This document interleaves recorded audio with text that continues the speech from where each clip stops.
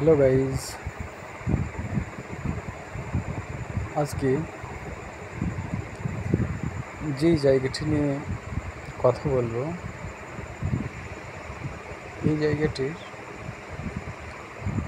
বহুল প্রচলিত এবং সমালোচিত একটি জায়গা। এই জায়গাটির আলাদা একটা ইতিহাস আছে।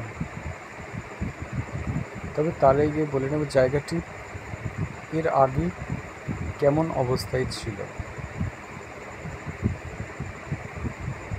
কয়েক বছর আগে এই জায়গাটিতে নর্মাল একটা পুকুর ছিল। বর্তমান যেরকম সাজানো গোছানো রয়েছে ঠিক এমনটি নয়, এবং এর পাশেই ধান হাট ছিল।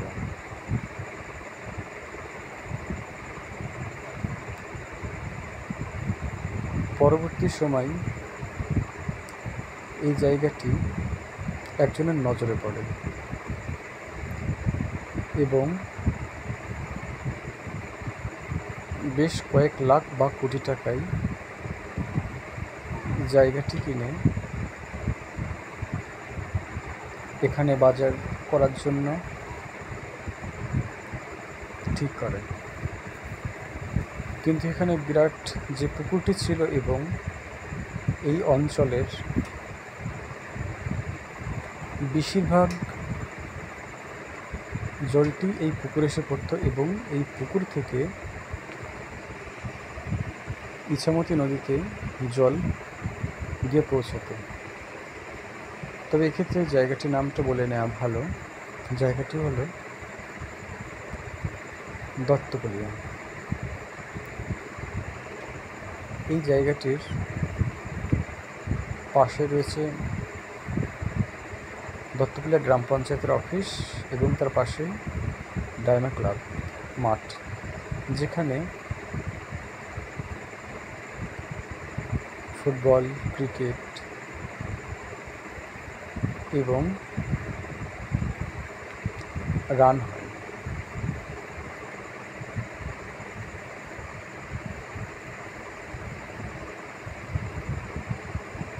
এই জায়গাটি বর্তমান যে অবস্থাটা রয়েছে অত্যন্ত সুন্দর এবং সাজানো গোছানো।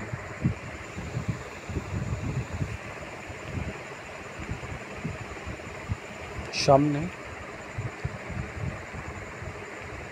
দুই জায়গায় জাস্ট দোতলা মতো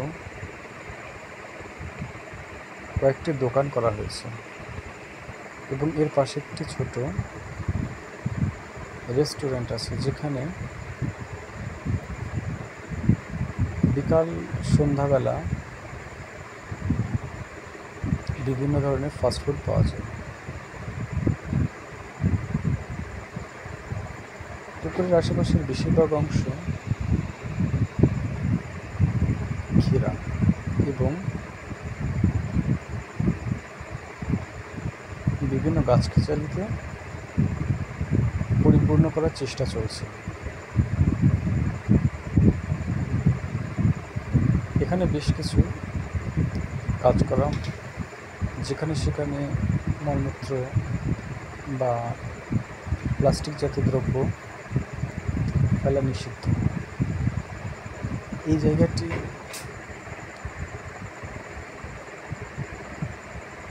মানুষদের অত্যন্ত মনোরঞ্জন করে এবং এই যে সাঁতারটা আমরা দেখতে পাচ্ছি এটা প্রায় সারাদিনই চলে। তবে এই কাজটি শুধুমাত্র স্থানীয় মানুষজন, অর্থাৎ সাঁতার কাটার ব্যাপারটা স্থানীয় মানুষদের ক্ষেত্রে সুবিধাজনক। যত ইচ্ছা হোক সেটা খুব একটা সম্ভব হয় না সাঁতার কাটাটা। তবে কোনো এক সময় এই ইচ্ছাটা পূরণ করার চেষ্টা করব।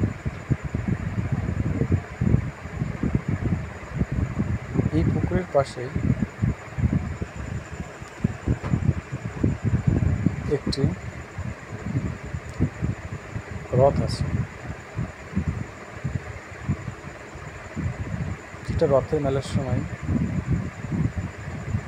ইউজ করা হয়।